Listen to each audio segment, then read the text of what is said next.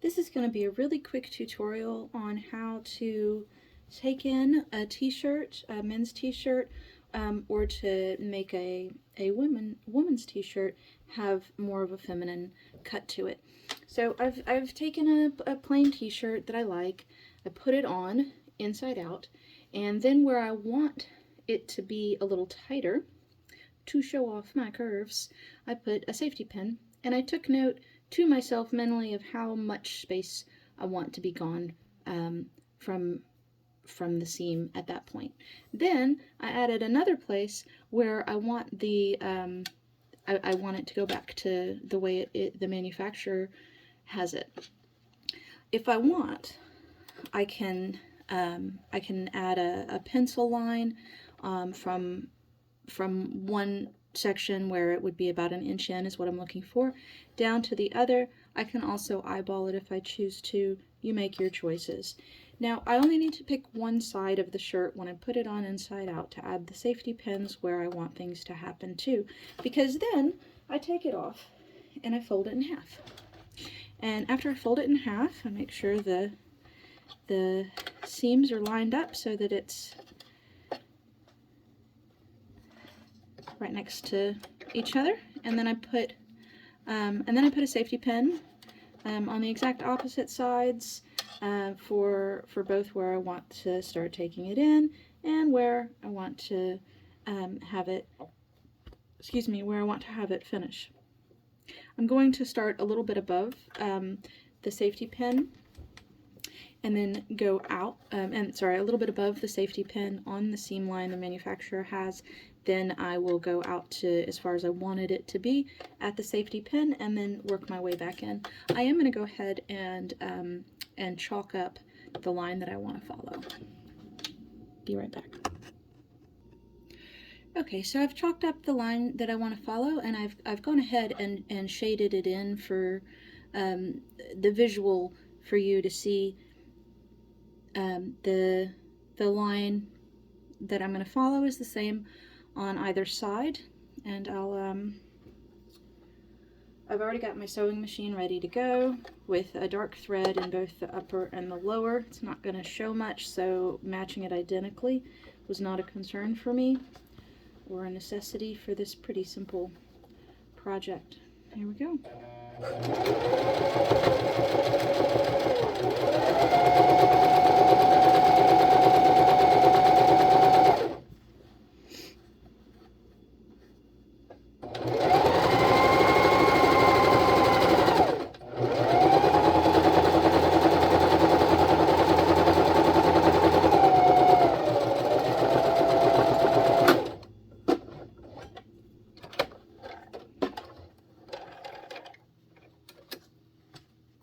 So to cater to some personal paranoia based on negative personal experience, I'm going to do a second line that is also just right with the first line that I did. I don't believe that it's actually necessary, but it gives me a sense of safety in when I'm going to cut off the manufacturer's line, that I can trust the one I created will hold. And if it doesn't, the one next to it will hold.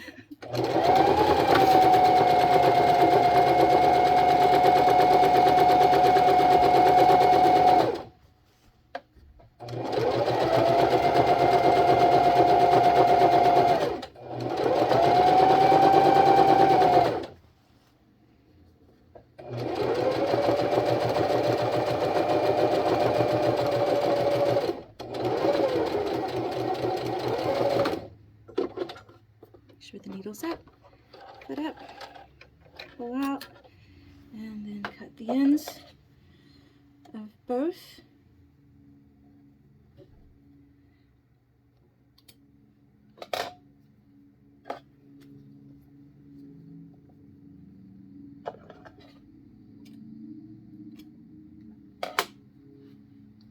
The next side is exactly the same thing. I will do that. And I will pause when I do it because it is exactly the same thing. So now I have both sides sewn. I'm going to go in with my scissors and I'm going to cut about 1/4 of an inch away from the seam line, the new seam line that I've created, which will be, I'm going to get my better scissors. So I'll be cutting in about 1/4 of an inch from the seam line that I've created, which will be removing the manufacturer's seam line as I do so. It'll be as simple as that. And then I'll show you what I can do if I choose to. And I might. I cut the other side, and then I will turn it inside out after I show you, I think, what I'm gonna maybe do.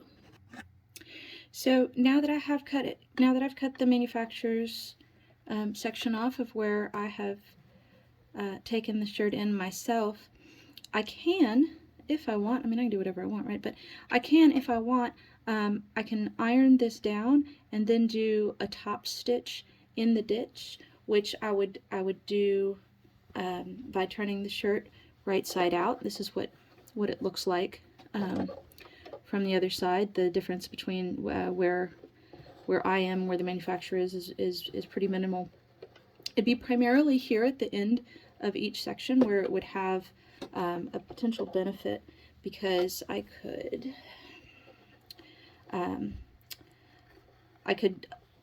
hide the puckering a little more easily than if I don't do a top stitch. Thing is, I don't care that much, and also the shirt was inexpensive.